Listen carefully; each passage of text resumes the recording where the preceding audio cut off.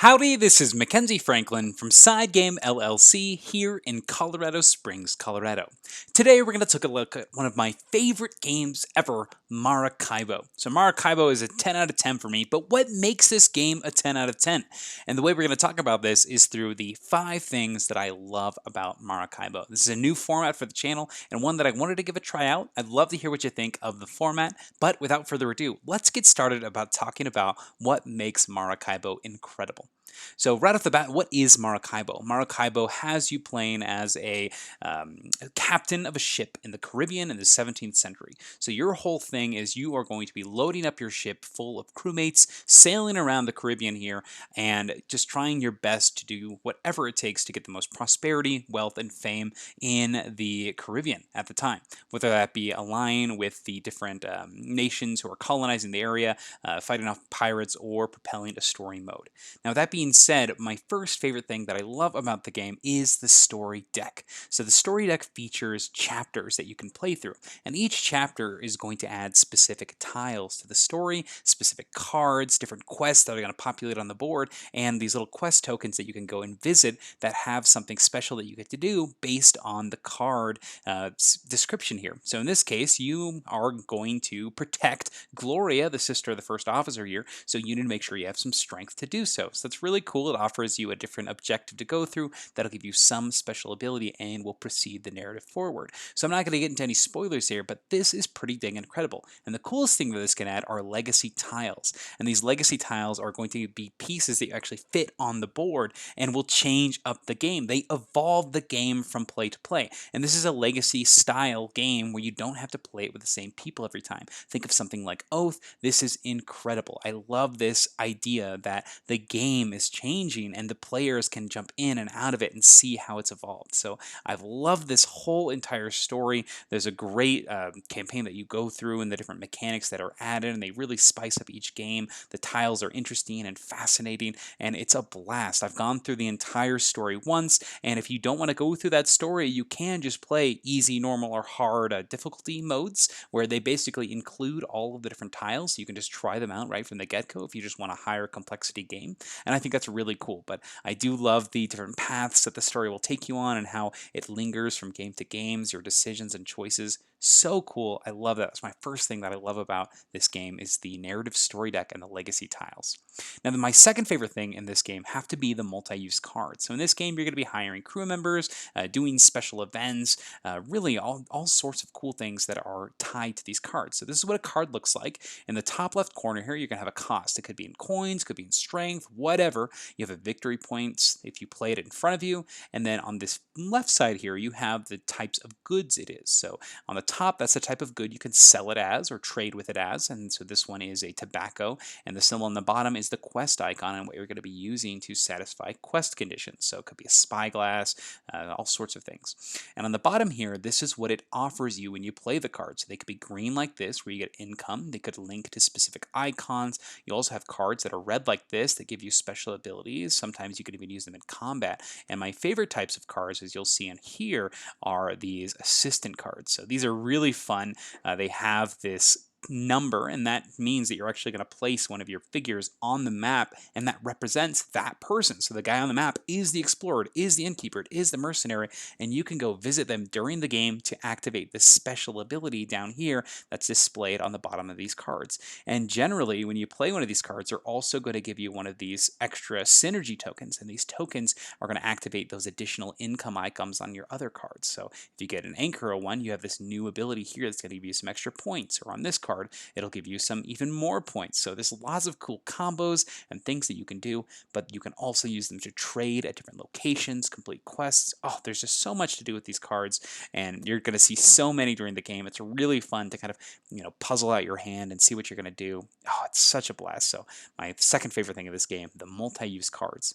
And my third favorite thing in this game has to be the combat system. So whenever you go fighting, you are choosing which of the superpowers in the area at the time to support. Do you help the French, the Spanish, or the English? And when you do, sometimes based on the positioning of the enemies based how strong they are. So like in this case, the third strongest faction, the weakest one here, is going to get +3 strength. So you can get a lot of combat power to use during fighting.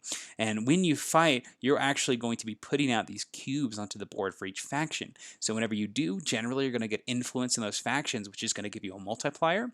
But you're not the only one fighting for these factions. Remember, you can help whoever you see fit. So if it's another player's turn, they can support a character that's already been supported quite a lot. So it's really cool to see how this board kind of changes and grows, and how each players can kind of support different sides, how some people can really pile onto one color, or some people can piggyback off your success, or you could do the same thing. It's really easy to have a very shifting alliance, and I really like that system here. And particularly those combat tiles, I think, are a lot of fun, especially when they give additional bonuses like money or points or assistance. So a lot of fun. That's the combat in Maracaibo.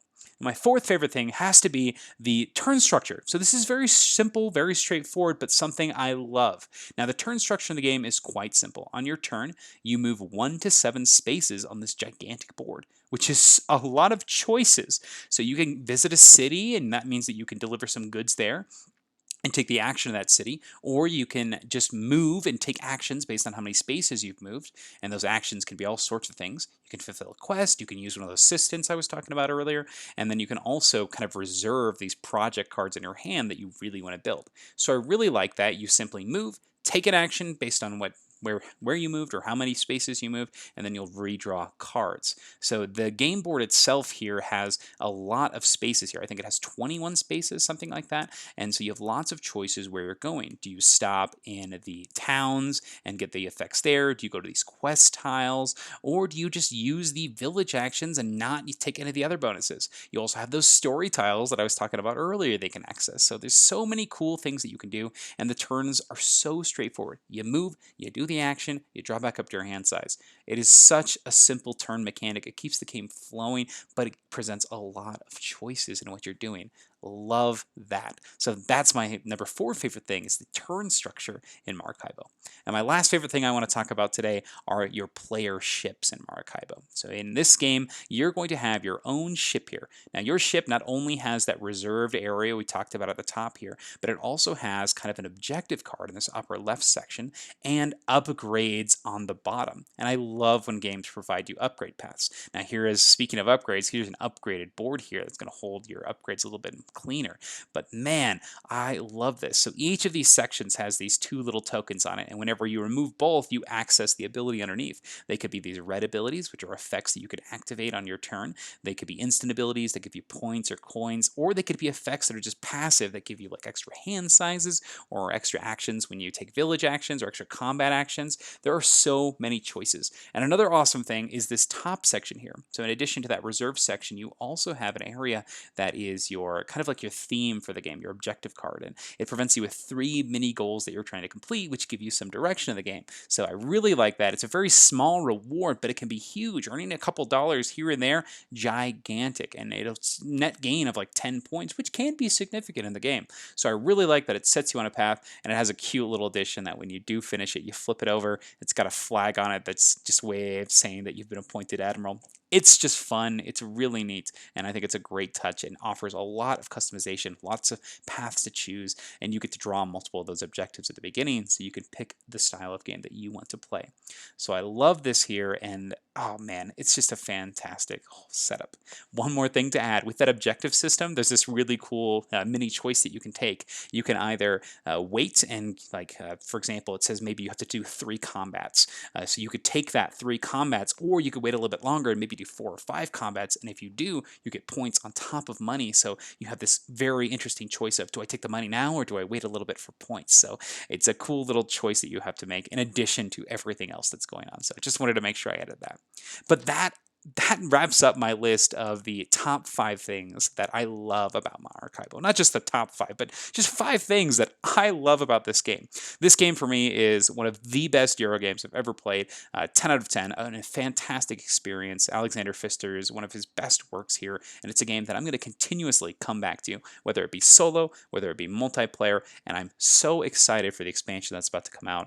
oh, this is just one that I think that you should definitely check out and needs as much recognition as possible. So go get yourself a copy of Maracaibo or join us in the Side Game Library and we'll teach you it here.